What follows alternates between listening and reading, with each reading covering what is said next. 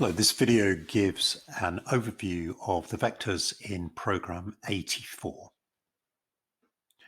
The main vector we're going to be using is called pivot vector, and that is where we're going to store the levels for all the pivots on the chart.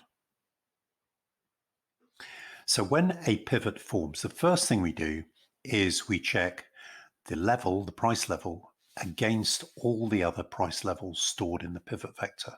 And if there is one that is within a combined value, then we increase something that I've called occurrences. Then we take the price, the occurrences, and the date time, and we store them in another vector called line vector. We then copy the line vector into pivot vector.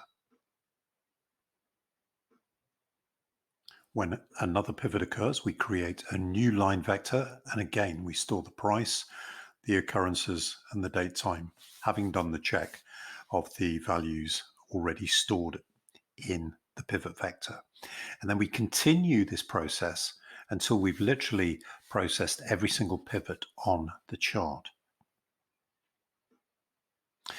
We monitor the chart, so we keep a check on the difference between the highest price currently displayed and the lowest price currently displayed.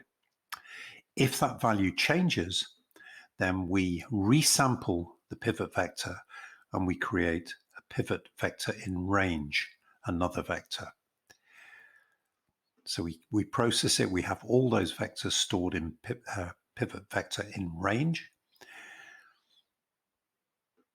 And then we sort that vector, and we sort it by the number of occurrences, highest occurrences first, followed by, if there's a draw in the number of occurrences, by the date. So the most recent would come first. And then we take the top user-defined number and we draw lines on the chart. So we do the sort, and then we draw lines on the chart at the top values.